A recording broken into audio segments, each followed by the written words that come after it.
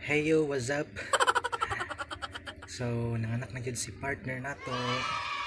Ayon, 17 days na gikan siyang pagpanganak. Tapos, naman ko'y nalain nga 500 diri. Ako ning ihatag niya. Ayon. Pobre man ta 500 lang sa. Ako siyang palakon. Ayon. Paliton ako siya. Gusto niya paliton. Yan ang tong sibuan tong 500.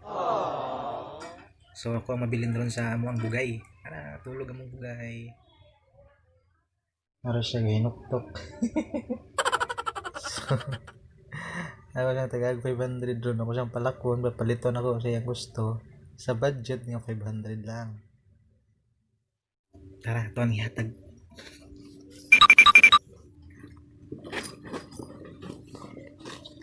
Tara, ito ang ihatag niya.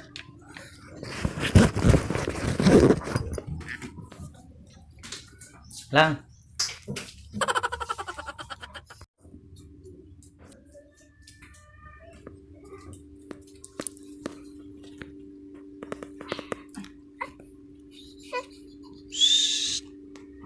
Lang. Lang. Kapoy na kayo kasi yung inuwi. Lang. Natagan di kag 500 lang. Dayon. Palitan sa gusto nimo paliton. Ako si bantay sa bata. Ay lang pagdugay. Ha? Tara. Tara. Gawas ka sa balay. Ito ko syudad. Palitan sa gusto nimo paliton. Ha? 500 ra kay pobre man ta. Ano sa imong may istorya? Thank you lang. Ha?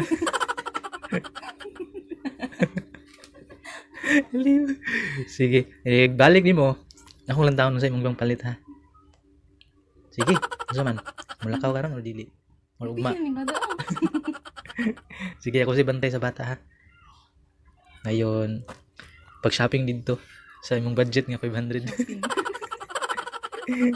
So, mo to siya guys, no? Lipay kay siya. Pobre raman ta 500 na sa. So ako magbantay aning bugay ron no, kahilak-hilak na. Nakita na kag tutoy. Naguro man ka nagdidi. Ha? Say hi. Hi guys. So tuwa na siya, lakaw na ang mama, si mama, nilakaw na si mama. So lang taon na to kung sige pamalit ato ron. Oh, saman. Kantaon na to sa iyang ipamalit. Bibi no? So, mo to kitagalan sa nako siya og gamay nga time para mulakaw ang mapalit sa iyang gusto paliton sa kantidad nga kinintos. Kay basin og giburingan na kay sa balay, di ba? Sugod siyang pagpanganak. Tud karon nya basig paminaw niya nang balay na siya perminti, murag bata ra siya perminti, patutoy perminti. So, to kitagalan tog chance nga makalakaw siya. Namantay na lain nga 500. So, itong gihatag niya. So, ngayong taon-taon mo ulit to siya. Lantaw na to sa iyang ipang palit. So, sa karon magbantay lang sa kuaning gamay nga bugay. Tada! Say hi! Sige, so balik ka taon niya. Nana siya. Nanoktok na.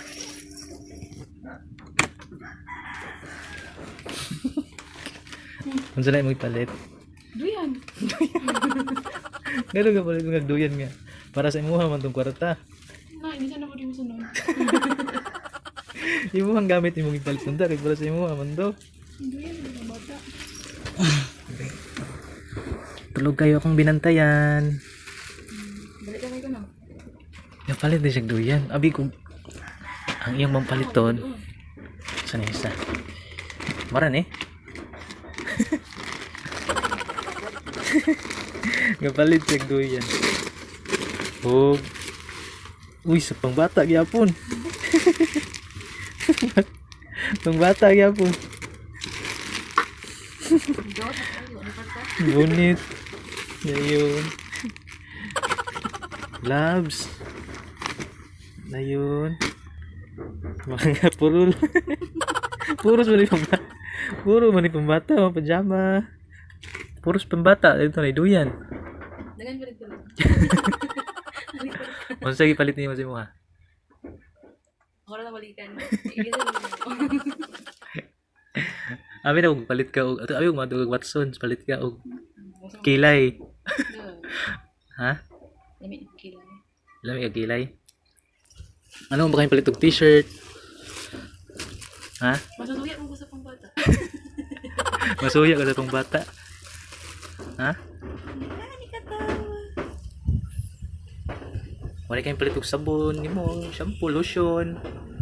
Inisan mo dito nimo.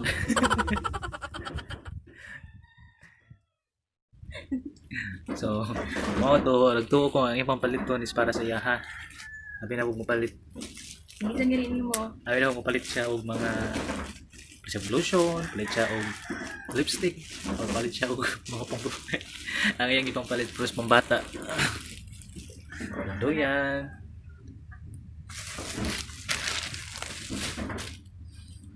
A mother's love. Char.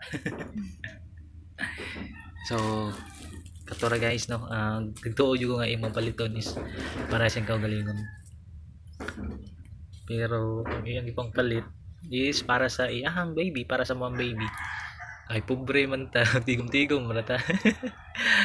Sige, bye.